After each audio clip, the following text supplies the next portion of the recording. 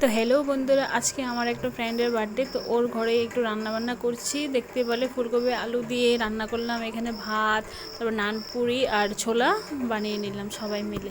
তারপর এখানে চলে আসলাম যে ইনার বার্থডে, ওর নাম হলো বর্ষা। আরও তো দেখেছো আমার ভিডিওতে।